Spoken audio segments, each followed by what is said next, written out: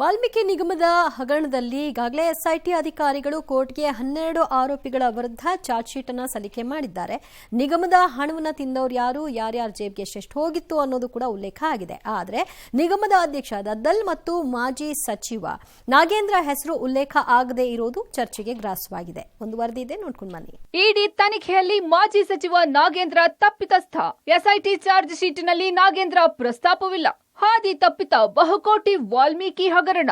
ವಾಲ್ಮೀಕಿ ನಿಗಮ ಅವ್ಯವಹಾರ ಪ್ರಕರಣದಲ್ಲಿ ಎಸ್ಐಟಿ ಸಲ್ಲಿಸಿರುವ ಚಾರ್ಜ್ ಶೀಟ್ ಹಲವು ಅನುಮಾನಕ್ಕೆ ಎಡೆ ಮಾಡಿಕೊಟ್ಟಿದೆ. ವಾಲ್ಮೀಕಿ ನಿಗಮ ಹಗರಣ ಬಯಲಾಗ್ತಿದ್ದಂತೆ ಸರ್ಕಾರ ಎಸ್ಐಟಿ ತನಿಖೆಗೆ ವಹಿಸಿತ್ತು. ಇತ್ತ ಯೂನಿಯನ್ ಬ್ಯಾಂಕ್ ಸಿಬಿಐ ತನಿಖೆಗೆ ಪತ್ರ ಬರೆದಿತ್ತು. ಈ ಮಧ್ಯೆ ಕೋಟಿ ಅವ್ಯವಹಾರ ಪತ್ತೆಯಾಗ್ತಿದ್ದಂತೆ ಇಡಿ ತನಿಖೆ ಆರಂಭಿಸಿತ್ತು. ಜೊತೆಗೆ ಮಾಜಿ ಸಚಿವ ನಾಗೇಂದ್ರರನ್ನ ಬಂಧಿಸಿತ್ತು. ಸದ್ಯ ಮಾಜಿ ಸಚಿವ ನಾಗೇಂದ್ರ ನ್ಯಾಯಾಂಗ ಬಂಧನದಲ್ಲೂ ಇದ್ದಾರೆ. ಇದೆಲ್ಲದರ ಮಧ್ಯೆ ನಿನ್ನೆ ಎಸ್ಐಟಿ ಅಧಿಕಾರಿಗಳು ಪ್ರಥಮ ಚಾರ್ಜ್ ಶೀಟ್ ಸಲ್ಲಿಕೆ ಮಾಡಿದ್ದಾರೆ. ಆದ್ರೆ ಈ ದೋಷಾರೋಪ ಪಟ್ಟಿಯಲ್ಲಿ ಮಾಜಿ ಸಚಿವ ನಾಗೇಂದ್ರ, ಬಸನಗೌಡ ದದ್ದಲ್ ಅವರನ್ನ ಹೊರತುಪಡಿಸಿರೋದು ಹಲವು ಅನುಮಾನಗಳಿಗೆ ಕಾರಣವಾಗಿದೆ. ಬಳ್ಳಾರಿ ಚುನಾವಣಾ ಸಂದರ್ಭದಲ್ಲಿ 20 ಕೋಟಿ ಹಣವನ್ನ ಮದ್ಯ ಖರೀದಿ ಮಾಡಿದ್ರು ಅಂತ ಇಡಿ ಅಧಿಕಾರಿಗಳು ಮಾಧ್ಯಮ ಪ್ರಕಟಣೆಯಲ್ಲಿ ತಿಳಿಸಿದ್ರು. ಆದ್ರೆ ಎಸ್ಐಟಿ ಸಲ್ಲಿಕೆ ಮಾಡಿರೋ ಚಾರ್ಜ್ ಶೀಟ್ನಲ್ಲಿ ನಾಗೇಂದ್ರ ಹೇಳಿಕೆಯಾಗ್ಲಿ ಅವರ ಪಾತ್ರದ ಬಗ್ಗೆಯಾಗ್ಲಿ ಉಲ್ಲೇಖ ಮಾಡಿಲ್ಲ. ಇತ ಶಾಸಕ ದದ್ದಲ್ ಹೆಸರನ್ನ ಸಹ ಚಾರ್ಜ್ ಶೀಟ್ನಲ್ಲಿ ಸೇರಿಸಿಲ್ಲ. ಇಡೀ ಪ್ರಕರಣದಲ್ಲಿ ಕೇವಲ ಸತ್ಯನಾರಾಯಣ ವರ್ಮ ಮೇಲುಸ್ತುವಾರಿ, ಆತನ ಸೂಚನೆ, ಆತನ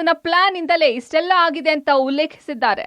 ಬಳ್ಳಾರಿ ಲೋಕಸಭಾ ಚುನಾವಣಾ ಸಂದರ್ಭದಲ್ಲಿ ವಾಲ್ಮೀಕಿ ನಿಗಮದ ಹಣವನ್ನ ದುರ್ಬಳಕೆಯನ್ನ ಮಾಡಿಕೊಂಡಿದ್ದಾರೆ ಅಂತ ಹೇಳಿ ಈಗಾಗಲೇ ಇಡಿ ಅಧಿಕಾರಿಗಳು ಸಾಕಷ್ಟು ಮಾಹಿತಿಗಳನ್ನ ಮತ್ತು ಒಂದಷ್ಟು ದಾಖಲಾತಿಗಳನ್ನ ಕೋರ್ಟ್ಗೆ ಸಲ್ಲಿಕೆಯನ್ನ ಮಾಡಿತ್ತು. ಯಾಕೆಂದ್ರೆ ಮಾಜಿ ಸಚಿವ ನಾಗೇಂದ್ರ ಮತ್ತು ಬಸನಗೌಡ ದದ್ದಲ್ ಅವರ ಪಾತ್ರ ಇದೆ ಇದರಲ್ಲಿ. ಜೊತೆಗೆ ಮದ್ಯನ ಖರೀದಿ ಮಾಡ್ಲಿಕ್ಕೂ ಕೂಡ ಇವರು ಹಣವನ್ನ ಹೂಡಿಕೆಯನ್ನ ಮಾಡಿದ್ದಾರೆ ಅನ್ನೋದ್ರ ಬಗ್ಗೆನೂ ಕೂಡ ಆರೋಪವನ್ನ ಮಾಡಿತ್ತು. ಆದರೆ ಎಸ್ಐಟಿ ಅಧಿಕಾರಿಗಳು ದಾಖಲು ಮಾಡಿರುವಂತಹ ಮತ್ತು ಕೋರ್ಟ್ಗೆ ಸಲ್ಲಿಕೆ ಮಾಡಿರುವಂತಹ ದೋಷಾರೋಪ ಪಟ್ಟಿ ಏನಿದೆ, ದೋಷಾರೋಪ ಪಟ್ಟಿಯಲ್ಲಿ ಬಸವನಗೌಡ ದದ್ದಲ್ ಇರ್ಬೋದು, ನಾಗೇಂದ್ರ ಅವರ ಹೆಸರು ಇರ್ಬೋದು, ಎರಡನ್ನೂ ಕೂಡ ಕೈ ಬಿಡಲಾಗಿದೆ. ಕೇವಲ 12 ಜನ ಆರೋಪಿಗಳ ವಿರುದ್ಧ ಸರಿಸುಮಾರು 3000 ಪುಟಗಳ ದೋಷಾರೋಪ ಪಟ್ಟಿಯನ್ನು ಸಲ್ಲಿಕೆಯನ್ನ ಮಾಡಿದೆ.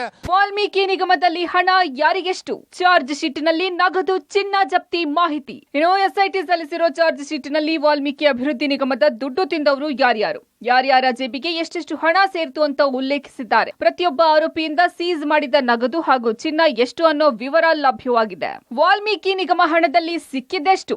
ಸತ್ಯನಾರಾಯಣ ವರ್ಮ ಮನೆ 10.95 ಕೋಟಿ, ಪದ್ಮನಾಭ 3.92 ಕೋಟಿ, ನಾಗೇಶ್ವರ್ 1.49 ಕೋಟಿ, ಚಂದ್ರಮೋಹನ್ ಮನೆ 30 ಲಕ್ಷ, ಜಿಪಿ ಜಗದೀಶ್ 12 ಲಕ್ಷ ಹಣ ಸೀಸ್, ಚಂದ್ರಮೋಹನ್ ಮನೆ 207 ಗ್ರಾಂ 14.90 ಲಕ್ಷ, ಜಿಕೆ ಜಗದೀಶ್ 47.6 ಗ್ರಾಂ 3.42 ಲಕ್ಷ, ಸತ್ಯನಾರಾಯಣ ವರ್ಮಾ ಮನೆ 15 ಕೆಜಿ ಚಿನ್ನ, 1 ಲ್ಯಾಂಬೋರ್ಗಿನಿ 3.31 ಕೋಟಿ, ಮರ್ಸಿಡೀಸ್ ಬೆಂಜ್ 1.21 ಕೋಟಿ, ಕಾಕಿ ಶ್ರೀನಿವಾಸ್ ಮನೆ 1 ಕೆಜಿ ಚಿನ್ನ, 72 ಲಕ್ಷ ಹಣವನ್ನ ಎಸ್ಐಟಿ ಸೀಸ್ ಮಾಡಿರೋದಾಗಿ ಎಸ್ಐಟಿ ಚಾರ್ಜ್ ಶೀಟ್ನಲ್ಲಿ ಪ್ರಸ್ತಾಪಿಸಿದ್ದಾರೆ.